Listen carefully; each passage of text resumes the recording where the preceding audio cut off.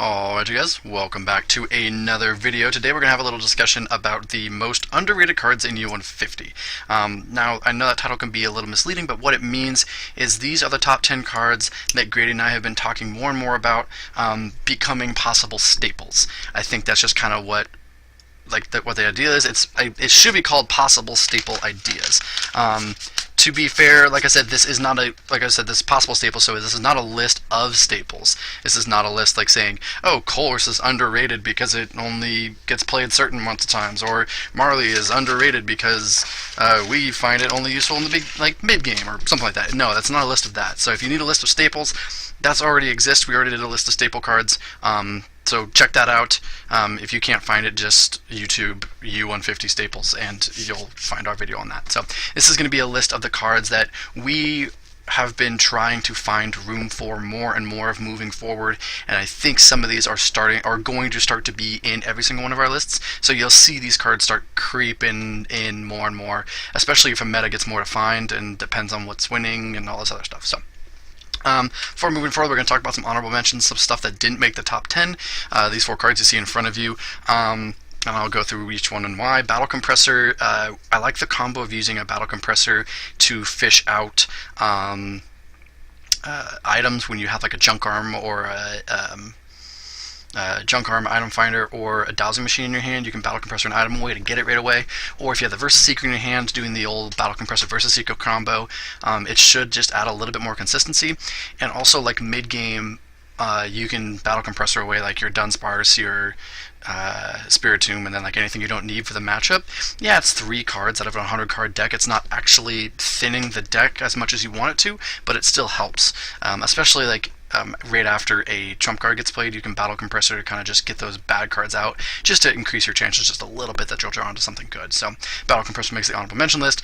Judge and red card kind of go hand in hand here. Generally you see Judge in decks that are trying to make your hand size the same, stuff like Mega Base decks, and there are some other things that are also doing the same similar sort of thing. And then red cards in like disruption based decks, but I think these will start finding its more and more into decks, because if you start Spiritomb and you go second, you can kind of like, and if your opponent doesn't start Spiritomb, you can judge them out of games, just because you judge them down to 4 cards. They aren't set up with their Claydol, and if you judge them into just bad cards, they can lose off of that. So I think Judge and red card, in the light of early game pressure and early game disruption, there's nothing quite like them. So I think they'll be more and more used for that. Also being able to Porygon Z and with the combination of red cards, so you can still play a supporter, so you're not Porygon Z Enning or Porygon Z Lookers. I think Porygon Z red cards is better because you are playing an item, not a supporter with that. So those 2 make the list. And then Energy Switch, it's just kind of one of those clutch factor cards. It's obviously not amazing, and an argument could be made that Shaman UL is better. I don't like necessarily the bench spots that Shaman is going to take up when you bench it, but I think Energy Switch could be found in decks that use like double energy attachments instead of like the single energy attachments. Stuff like Jump Bluff, stuff like Kingdra is not going to use Energy Switch, but I think you could find it more and more in decks like Xerneas and Mega Manetric and that sort of thing, just so you can have like max potion plays and other cute little plays. So I think Energy Switch might start creeping into more and more lists. So that's why those are the honorable mentions. But moving on to the real 10 cards that Grady and I, we texted back and forth, and we came up with 10 just right off the bat. And we were like, oh, these are the 10 cards. So the order was kind of hard. I think the top 5 are in a good order. The bottom 5 are kind of subjective. So number 10 is Celebi EX from the POP2 series. It's got this great Pokepower time reversal. When you bench it, you can search a discard pile for a card and put it on top of your deck. We've been using this more and more in decks that rely on special energies, just because there's not really much special energy recovery going on right now, except for special charge, but even then there's not much special energy search. So being able to Celebi EX a card on top of your deck and then Claydol into it is really, really good. The downside of this is that you are putting an EX on your bench, an 80 HP EX on your bench, so it's very easily, if it stays on your bench for too long, someone's just going to take it for 2 prizes. They'll take that trade any single day. So that's one reason that Celebi X is not higher and it's not seen in many decks, is because it's an EX. If this wasn't an EX, I think it would be in every single deck, period, and a discussion. I don't think it would be much debate. It's really, really good recovery. It changes your level balls, your ultra balls, Pokemon communication, any sort of Pokemon search, it changes it into a recovery card. So essentially it changes it into an item finder. And why not, you know, you already have 3 ways of recovering cards right away. Why not turn all of your items into recovery? So that's why this card is so good. The EX thing obviously limits it a little bit. So that's the reason I'll put it at 10, not really higher. But yeah, Celebi X, very, very good card. Moving on to number 9, Lost Remover. Now this is actually a little bit of an interesting card that we don't really talk about much just because we don't play Enhanced Hammer. And maybe, you know, Enhanced Hammer is like, oh, whatever, that's not useful against stuff like Incineroar, stuff like Arcanine. It's not going to be useful against like Fire-based decks or any other, like, any decks that's just not going to have special energies. But however, it is very, very good against anybody that's teching in like a Tapu Koko. Tapu Koko is really good. It's probably one of, if not the best, non-stable Pokemon in U150. And having that DCE just readily available, you need a way to disrupt that somehow. You're not just going to knock out the Koko. It's 110 HP, which is pretty bulky in U150. So being able to get rid of that DCE and never have it come back through the use of Celebi EX or Trump Card or anything like that is pretty busted. And being able to do it over and over again, like on all their special energies throughout the game. I think Lost Remover is a card that will go in decks where you're going to struggle against Koko, you're going to struggle against DCE based decks, I guess. I don't know. I think you could realistically say it could go in any single deck. If you have the space for it.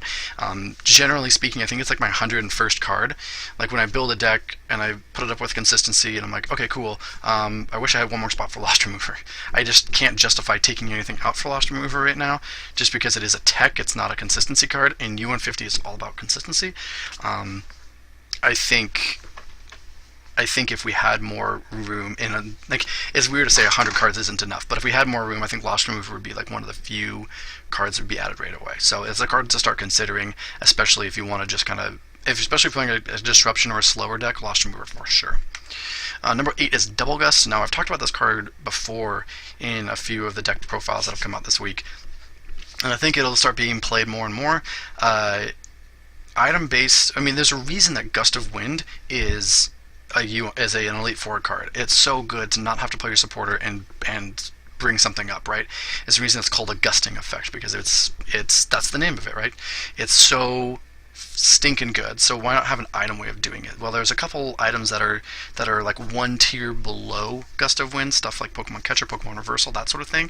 Just it aren't as reliable, and I think Double Gust will start finding its way into decks that are playing low retreat Pokemon or have room to play extra switching cards like Switch and Warp Point and Fluffy Berry, that sort of thing. And maybe even AZ and Mr. Brinies.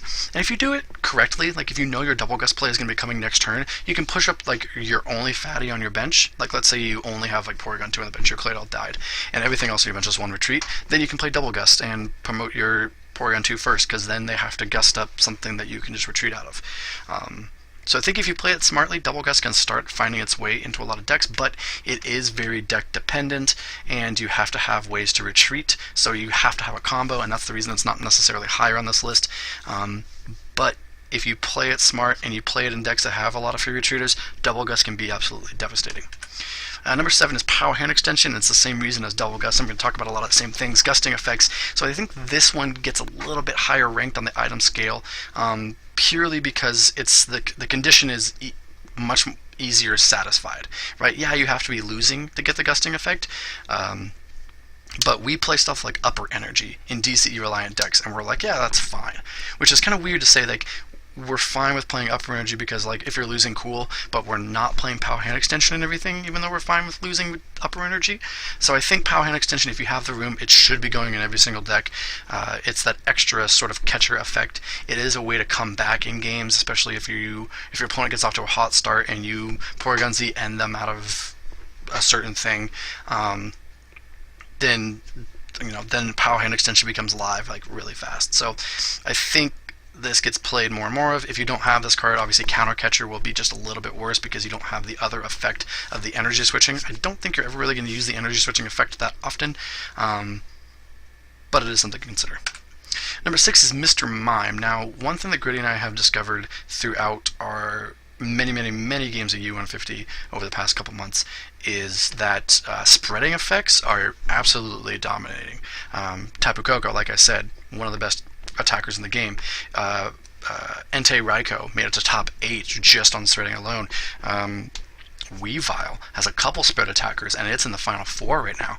So I think there's a lot of room for spread to really do some damage. So one Mr. Mime might just shut down your opponent big time.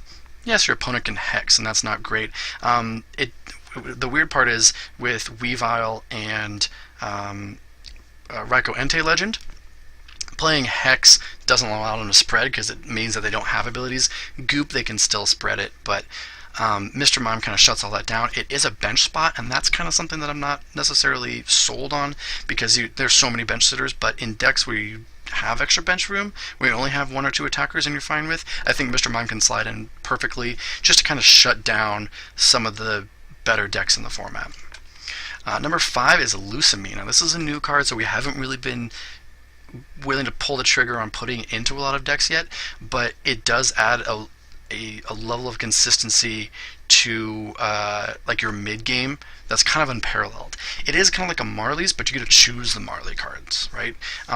Marley's is fantastic because you can Marley's for Junk Arm, Dowsing Machine. You guarantee get one of those, and then you can Junk Arm for your Versus Seeker and play a second supporter with Porygon 2. Lucamine just kind of skips all that process, and it doesn't let your opponent pick, especially if you need to get 2 cards. The other reason that Lucamine's awesome is that it is stadium recovery, something that there isn't really a lot of. And so stuff that is going to really rely on stadiums, stuff like, I don't know, Holland Circle, I guess, stuff like Lost World, stuff that really needs like Forest of Giant Plants or Broken Time Space, that sort of thing, Lucamine is amazing in. And so not only is the supporter recovery awesome with Porygon 2, but the stadium recovery, there's nothing as good as Lucamine for stadium recovery. So I think it'll start being played in more and more decks for that mid-game consistency, and it'll definitely be played in decks that really rely on stadiums. So Lucamine is a card right now, like I said, underrated because we're not putting it in decks because it's new, but you'll definitely see it starting to pop up here and there. Number 4 on the list is Pokemon Center. Grady and I go back and forth on this card a whole bunch. Mr. Mime versus Pokemon Center. Mr. Mime's going to stop the spread, but they can Hex and Goof around it. Pokemon Center, let them spread, and then you can Pokemon Center all the damage away. I don't know which is better necessarily. Pokemon Center, yeah, you're going to have to remove all the energies, so this will be better served in decks like Jump Left, stuff like Incineroar, stuff that has a lot of low energy attackers. So that if your opponent spreads, you just Pokemon Center, and they're like, oh, that was useless. And you can keep item finding it forward over and over and over again. So that's one reason Pokemon Center is higher. It's kind of weird to have like the Pokemon Center versus Max Potion debate, because Max Potion's targeted, so like it won't remove any energies on your bench Pokemon that have damage on them that you want to keep the energies on. So Pokemon Center kind of handcuffs you into that accord, but being able to negate a spread-based deck right away is awesome. So there's a lot of debate to be had on what you should play, Mr. Mime or Pokemon Center, but I put Pokemon Center higher just because it isn't a bench space, and bench space is just so paramount in this format. So Pokemon Center comes in at number 4. You'll start to see it in a lot more decks. Number 3 is Mr. Fuji. Now, like I said, bench space is awesome. That's the reason that Scoop Up and Swoop Teleporter are staple cards, and they're in every single deck. We thought that those 2 cards alone would be okay, just to have Swoop Teleporter and Scoop Up to deal with your bench space issues. Just those 2 cards we thought would be fine. But because of the surgence of Mr. Mime, because of the resurgence of Celebi X, all of this stuff that's coming up on the radar, we want to start adding Mr. Fuji into a lot of things, just so the bench space is at there's no problems with it at all, having that 3. If you want to, if you want like a 4th and 5th and 6th cards, we already play either a copy of AZ or Brinies in every single deck. We could start now thinking about playing a second copy. So you play AZ and Brinies.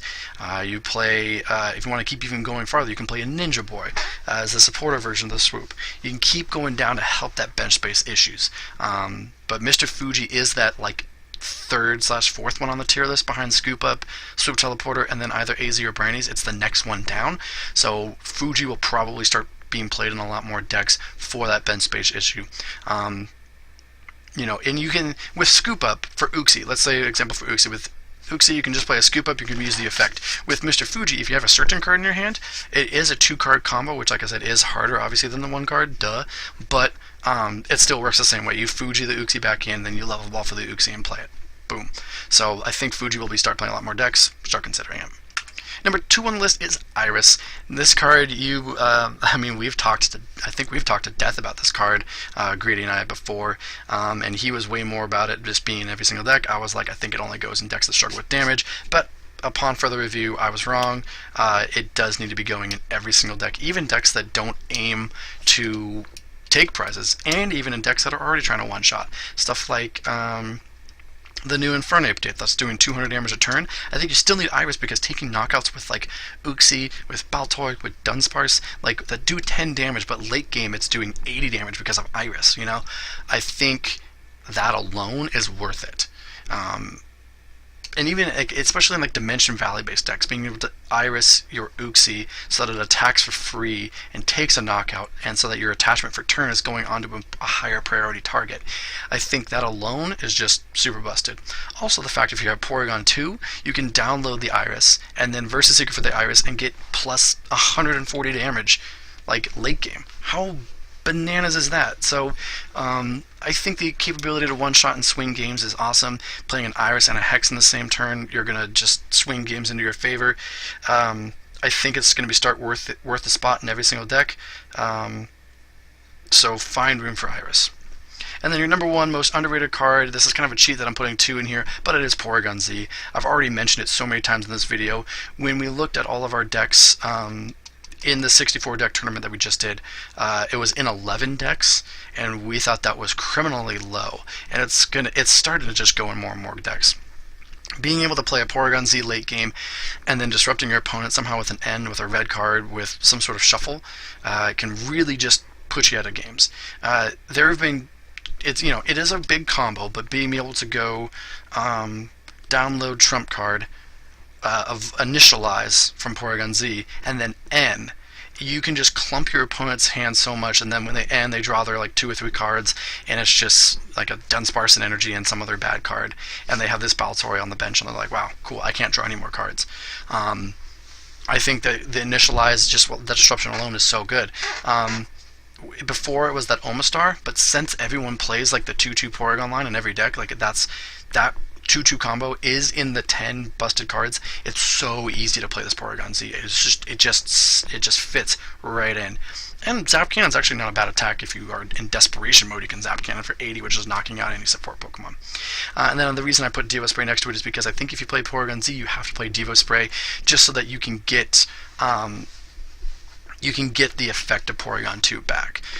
Whichever Porygon you evolve, you want to de-evolve it so that not only can you use Initialize if you need to use it again next turn, but so that you can get that effect back of download or backup. The other thing that Porygon Z is really going to do, once GXs start taking over, because GXs we found are very, very good, is the reason that Incineroar made this like miracle run to the top 8, and probably would have been top 4 if it hadn't found Kingdra in the top 8, right? It is a really good deck. So being able to Initialize their Incineroar over and over again, they can't GX evolve, they're just going to lose their turn, right? It just shuts down all GX decks, just this one card alone. So there you go, that does it there. That is the top 10 most underrated cards. If you have any questions on it, please let me know. If not, hope you guys had a good day, and we'll see you next time.